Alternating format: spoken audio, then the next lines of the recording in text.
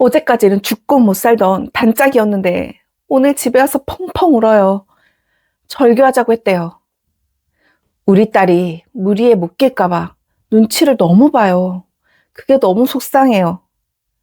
여자아이들 키우시는 어머님들, 이런 순간 한 번쯤은 겪어보셨을 수도 있어요. 남자아이들이 몸으로 막 부딪히면서 서열을 정하는 정글이라면 우리 아이들의 교실은 보이지 않는 레이저가 오가는 막 거울의 방 같은 느낌이죠. 겉으로는 평온해 보이지만 그 안에서는 막 누가 누구랑 화장실 갔는지, 누가 나한테 비밀 얘기를 해줬는지, 나 빼고 누가 무슨 얘기를 하는지, 아이의 하루 기분을, 아니 자존감을 막 송두리째 흔들어 놓는 경우가 있어요. 질투, 소유욕, 편가르기. 어른들이 보기엔 왜 저래? 왜 저런 거 갖고 저렇게 힘들어해? 하지만 아이들에게는 막 생존이 걸린 문제 같은 느낌. 오늘은 이 복잡하고 섬세한 여자아이들의 심리 지도를 펼쳐보려 합니다. 단순히 사이좋게 지내, 너가 좀 이렇게 해봐, 말로는 해결되지 않는 이 미묘한 관계 속에서 우리 딸이 상처를 덜 받고 상처를 이겨내고 단단한 자아를 가진 아이로 홀로 서는 법. 오늘 우리 확실하게 이야기 나눠봐요. 여자아이들의 관계에서 가장 조금 많이 나타나는 특징, 바로 단짝 문화죠. 아니면 소수의 친밀함. 남자아이들이 우르르 몰려다니면서 그룹으로 노는 경우가 많다면 여자아이들은 아주 깊은 정서적 교류를 나누는 한두 명, 몇 명을 원하는 거죠.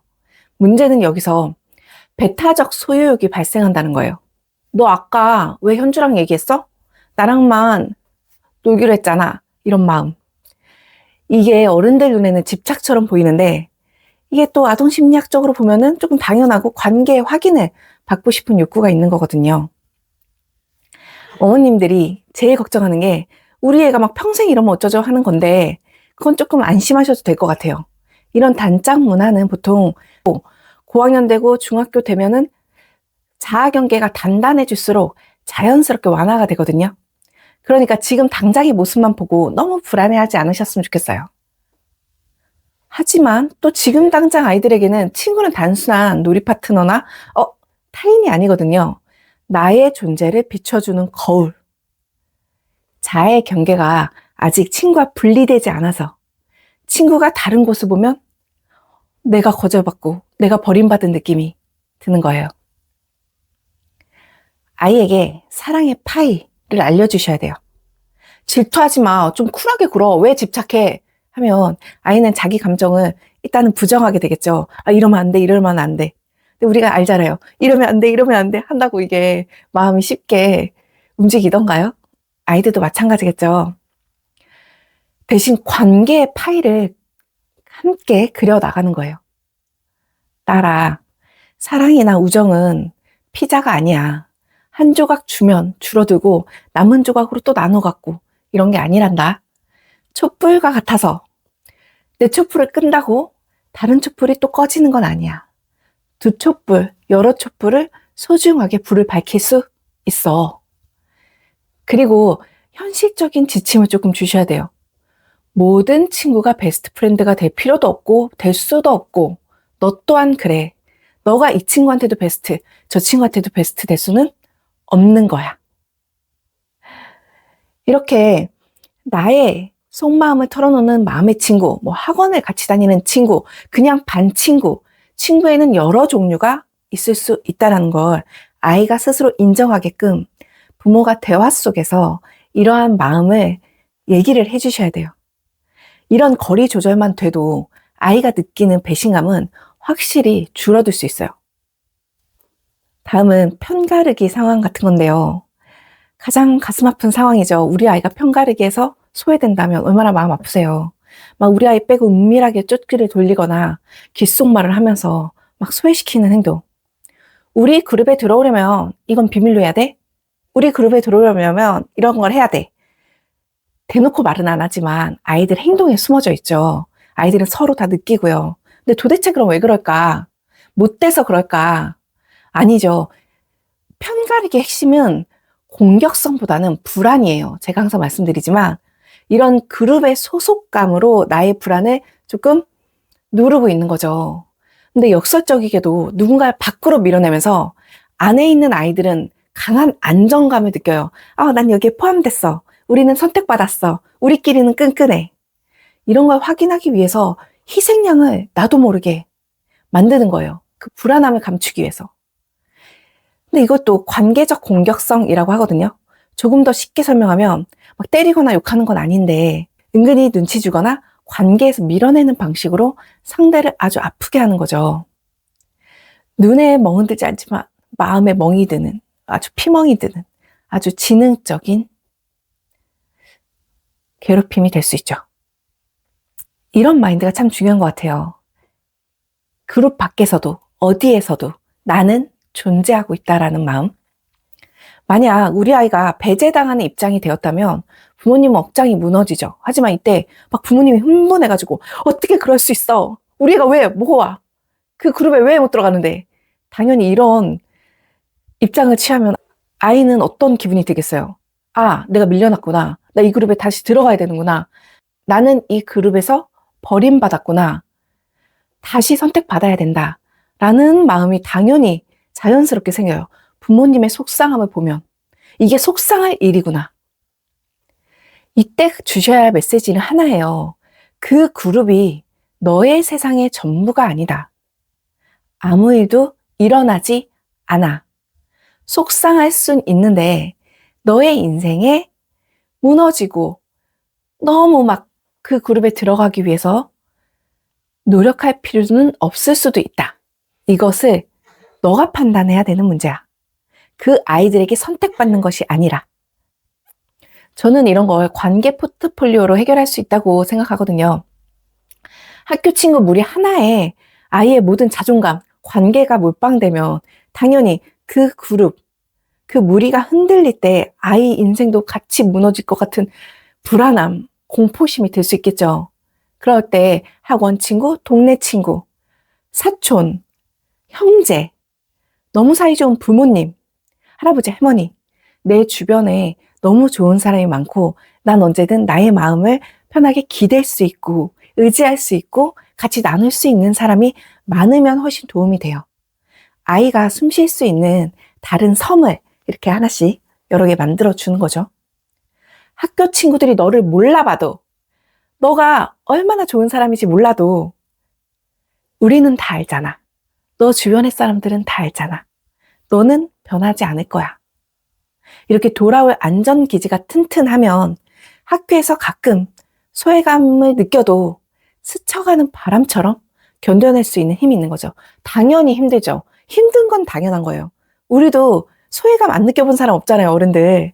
우리도 당연히 그럴 땐 힘든데 이겨낼 수 있잖아요. 그런 걸 아이들에게도 가르쳐 줘야 되는 거예요. 그런 소외감을 느끼는 거, 이런 상황은 없어져야 돼. 이런 상황을 내가 해결해 줘야 돼. 이렇게 다가가시는 게 아니고 그런 소외감을 이겨낼 수 있게 아이를 도와주는 거죠. 그럼 우리 부모님들은 어떻게 해야 될까? 아이가 친구 때문에 너무 힘들어해. 이런 복잡한 관계 속에서 너무 우리 아이는 적응을 못하고 힘들어해. 이럴 때 막 부모님들이 같이 감정 소용돌이에 휘말려서 막 딸이 울면 엄마도 울고 같이 흥분하고 진짜 어떻게 그럴 수 있어? 걔네가 어떻게 그럴 수 있어? 너한테 어떻게 그럴 수 있어? 걔네 진짜 뭐 어떻게? 막 이러면서 막 해결해 주려고 막 부모님이 흥분해 버리시면 도움이 당연히 안 되겠죠.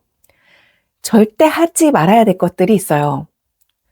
너가 뭘 어떻게 했는데 걔네가 그러는 거야? 왜? 아이한테 왜라고 물어보는 순간 아이는 아, 나한테 문제가 있나? 친구들이 날 싫어하는 아니면 친구들 그룹에서 소외당하는 이유를 나한테서 찾게 되죠. 당연히 친구 관계는 우리 아이한테도 문제가 있을 수 있어요. 그런데 여기서 중요한 건 아이가 이미 그룹에서 상처받은 경우를 말씀드리는 거잖아요. 그럴 때 그 왜를 나한테서부터 내가 뭘 어땠길래 그 친구들이 날 싫어하지?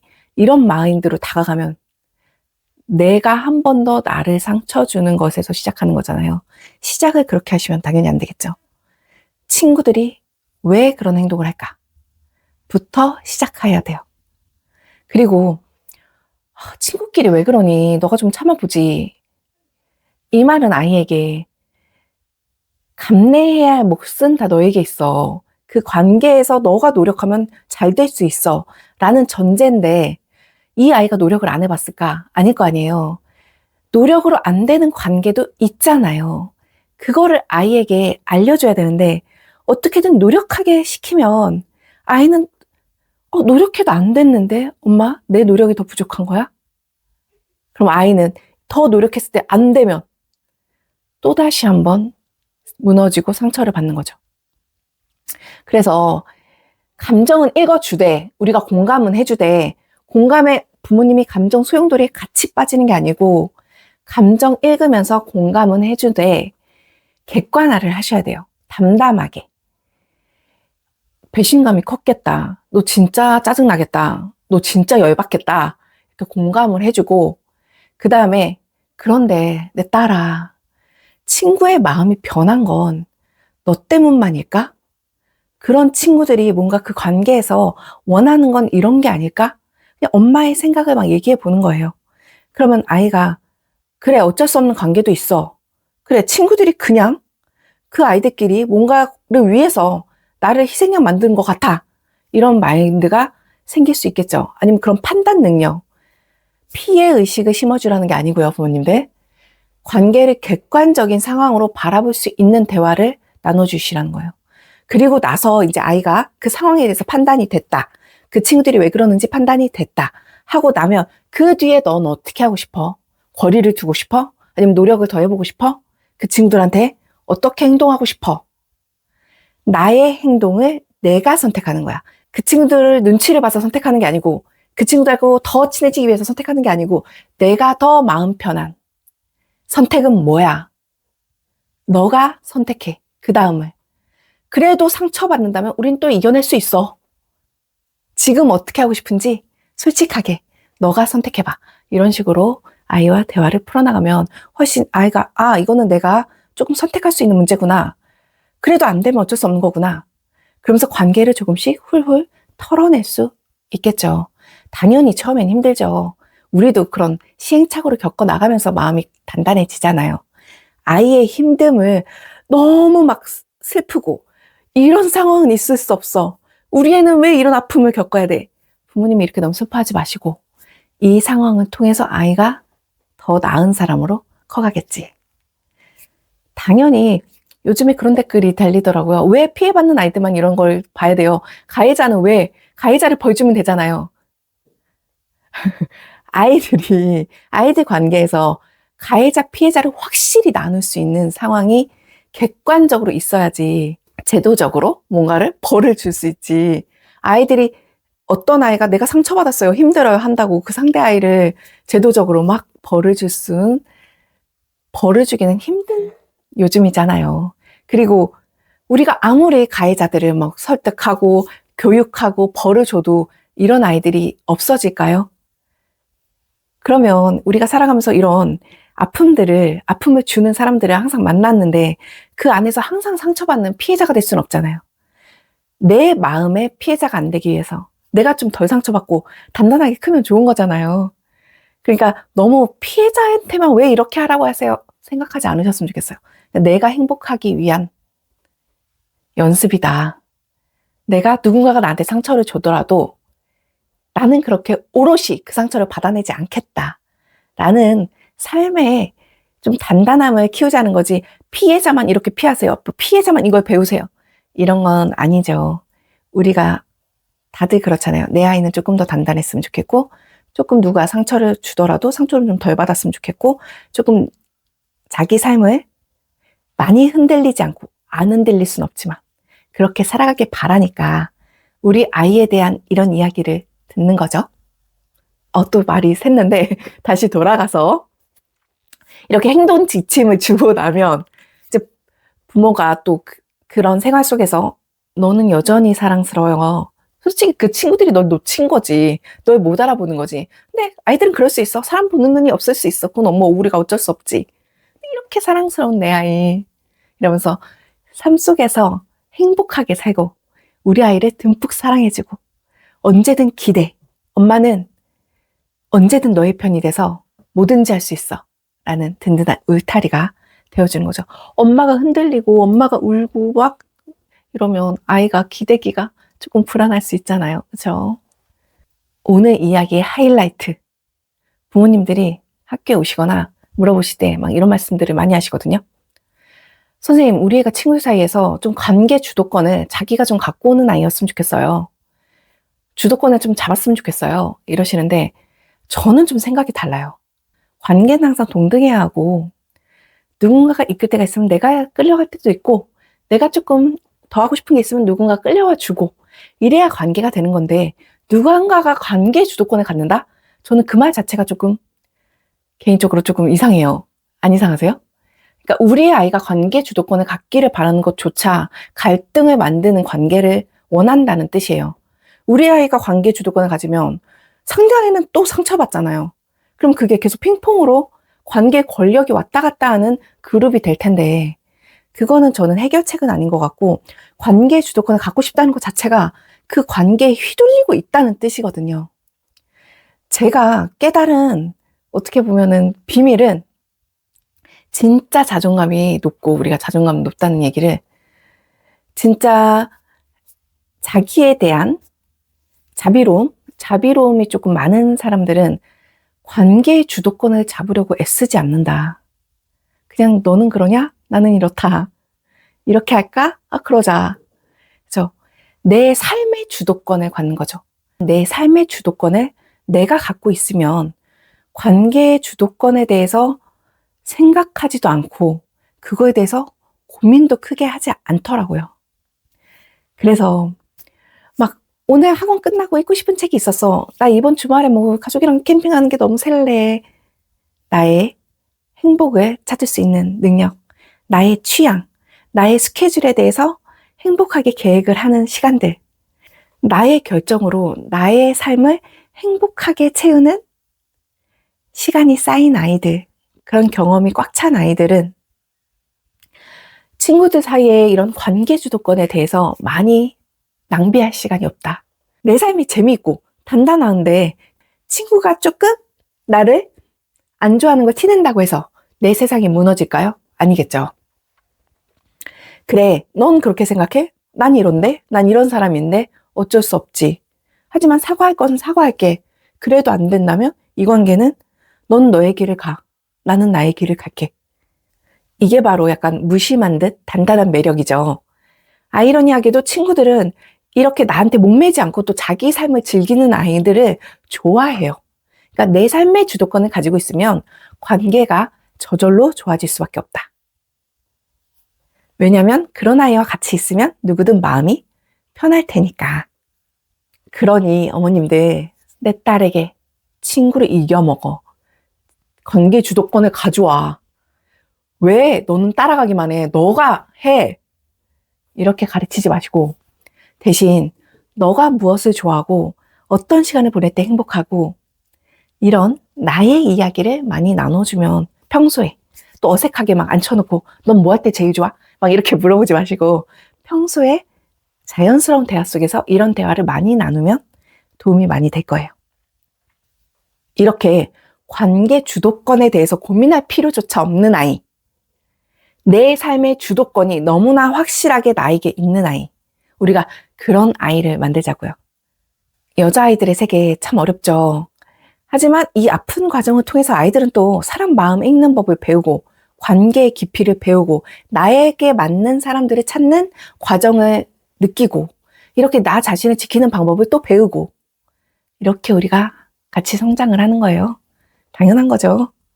오늘 기억하셔야 될 건 내 딸이 친구 관계에서 을이 되지 않게 하는 법 그런 거를 너무 막 고민하지 마시고 너가 나랑 놀아줘야 행복해. 난 여기 있어야 행복해. 난 이 친구랑 있어야 행복해. 이게 아니고 나는 혼자서도 재밌지만 너랑 놀면 더 즐거워.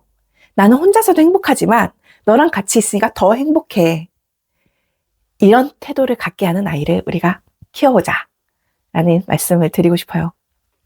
자기 안에 정원이 풍부한 아이는 남의 정원에 무슨 꽃이 있나 저 무슨 풀인가 기웃거리지 않죠. 우리 아이가 친구라는 타인에게서 내 행복을 찾는 게 아니고 내 행복 안에 친구를 초대하는 아이가 되게 우리가 키웠으면 좋겠어요. 오늘 이 영상 아이 친구 문제로 마음 너무 무거운 날에 부모님들이 조금씩 꺼내보면서 위로받았으면 좋겠어요. 대한민국의 모든 딸과 그 딸을 가진 어머님들을 온 마음을 다해서 제가 응원합니다. 다음 시간에 더 깊이 있고 아이들에게 꼭 필요한 이야기 또 함께 할게요. 주수쌤의 아이상담소 함께 해주세요. 오늘도 감사했습니다.